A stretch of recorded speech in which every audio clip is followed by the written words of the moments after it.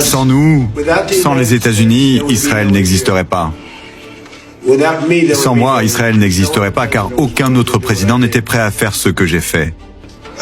J'ai eu une excellente relation avec Bibi, mais maintenant Bibi doit se montrer plus responsable vis-à-vis du Liban. Depuis des décennies, je lutte contre les efforts de l'Iran pour se doter de l'arme nucléaire. C'est la mission de ma vie, je m'y suis tenu jusqu'à aujourd'hui et je m'y tiendrai encore. Avec ou sans accord, l'Iran ne possédera pas l'arme nucléaire. Je vous le dis, citoyens d'Israël, la lutte n'est pas terminée. Avant de commencer, prenez 2 secondes pour laisser un j'aime, vous abonner à la chaîne et partager cette vidéo. Cela aide énormément la chaîne à continuer de vous apporter les dernières analyses géopolitiques.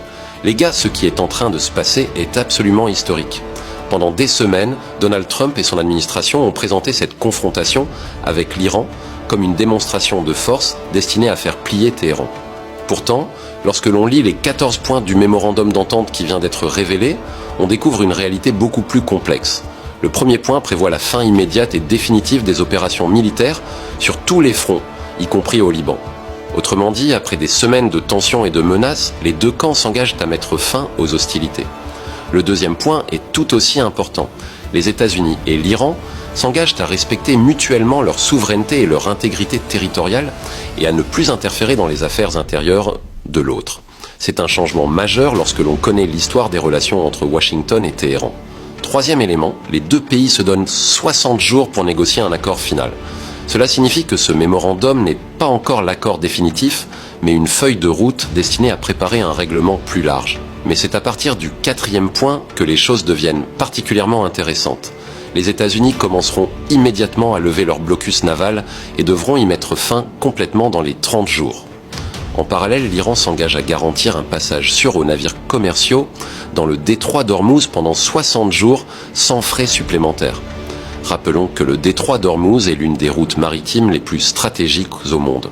Une part considérable du pétrole mondial y transite chaque jour.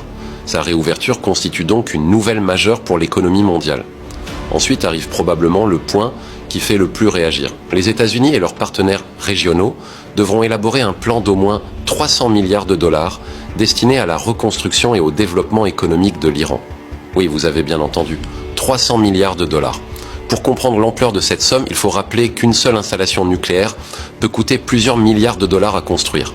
Avec un tel montant, l'Iran disposerait des ressources nécessaires pour reconstruire une grande partie de ses infrastructures et relancer massivement son économie.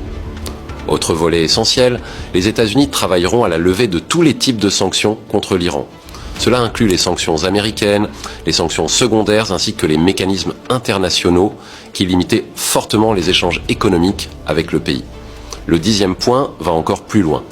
Le Trésor américain devra délivrer des dérogations concernant le pétrole brut iranien, les produits pétroliers, les services bancaires, l'assurance et le transport. En clair, l'Iran pourrait retrouver progressivement l'accès aux marchés énergétiques internationaux. Le 11e point prévoit également la restitution complète des fonds et avoirs iraniens gelés ou restreints. Plusieurs milliards de dollars pourraient ainsi redevenir disponibles pour Téhéran. Sur le plan nucléaire, l'Iran réaffirme qu'il ne cherchera pas à acquérir ou développer d'armes nucléaires. En contrepartie, il conserve un programme nucléaire civil sous la supervision de l'Agence internationale de l'énergie atomique.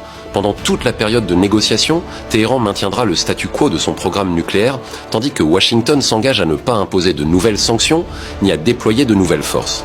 Les deux pays mettront également en place un mécanisme de contrôle chargé de surveiller l'application du mémorandum et le respect des engagements futurs.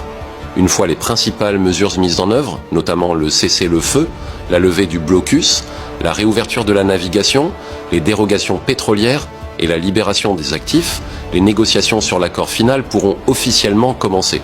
Enfin, le 14e point prévoit que l'accord définitif soit validé par une résolution contraignante du Conseil de sécurité de l'ONU, ce qui lui donnerait une portée internationale considérable. Maintenant, prenons un peu de recul et analysons ce document. D'un côté, les États-Unis obtiennent l'engagement iranien de ne pas développer d'armes nucléaires et un cadre de contrôle international renforcé.